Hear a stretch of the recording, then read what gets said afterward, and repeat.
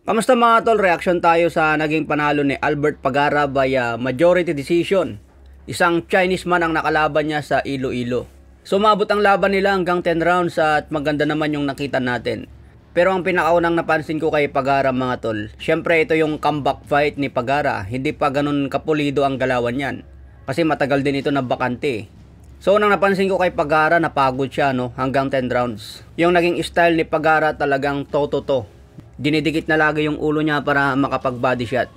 Kasi magalaw itong Chinese eh. Maganda yung footwork ng Chinese man. Maganda rin yung jab niya. So kailangan ni Pagara dyan dumikit. Siyempre pag dumikit ka sa kalaban, asahan mo na maraming suntok ang sasalubong. Kaya ang ginawa ng Chinese man, jab, maganda yung mga uppercut din niya, body shot. So malinis din yung patama ng Chinese man. Yun nga lang, yung suntok ng Chinese man hindi sapat para magrogi si Pagara. Matibay din kasi si Pagara eh. Siyempre experienced boxer. Kahit sabihin natin na hindi magalaw yung kilos ni Pagara, parang bulldozer na dumidikit lagi sa kalaban, matigas naman yung katawan niya, kaya niyang saluhin yung suntok ng Chinese. Pero noon pa mga tol, kahit nung nagsisimula pa si Pagara, talagang ganyan ang style niyan. Bulldozer yan eh. Kapag dumikit na yan sa kalaban niya, talagang pang brawl na yan. Iba-iba kasi ang boxer mga tol. May boksingero na mahilig gumamit ng footwork, magalaw. May mga boxer din na madalas ginagamit ang head movement para malito ang kalaban. Pero si Pagara mga tol, noon pa ganyan ang style niyan. So ang napansin ko lang ngayon kay Pagara, syempre kondisyon. Ito ang comeback fight niya, yung stamina talaga.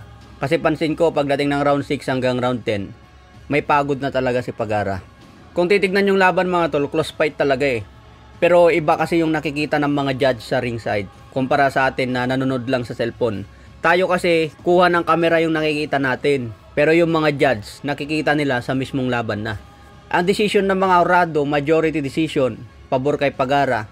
Pero yung mga Pinoy na nanonood sa cellphone, sinasabi nilang luto daw ang laban. Cooking show sa Pilipinas. Habang nanonood sila ng laban, sa tingin nila, dapat daw binigay yung panalo sa Chinese. Kasi makamay itong Chinese, maganda yung mga patama niya. Saka consistent yung bitaw ng suntok. Hindi siya tamad bumitaw ng kombinasyon, hindi rin siya natatakot matamaan ng solid. So maganda rin yung pinakita ng China man. Kaya nga sabi ko mga tol, close fight ito. Nakadepende na lang sa mga Horado kung ano yung nakita nila sa mismong laban. Kaya pag nagbasa tayo ng mga comment section mga tol, cooking show, tinatawag nilang luto ang laban.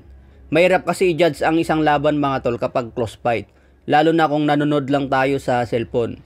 Ibang iba kasi yan pagdating sa ringside. So dapat nga masaya tayo mga tol kasi panalo ang Pinoy, panalo sa Albert Pagara sa kanyang comeback fight. Ganyan naman sa ibang bansa, di ba mga tol? Kahit tingin natin panalo tayong Pinoy, pero panalo ang bata nila. Katulad din sa China, pag tayo dumayo dyan. Tingin natin panalo tayo, pero panalo mga Chinese. Ganyan lang yan mga tol, sports. Saka mahirap kasi mag-judge pag sa cellphone lang tayo nanonood eh. Okay mga tol, so congrats kay Albert Pagara sa kanyang comeback fight.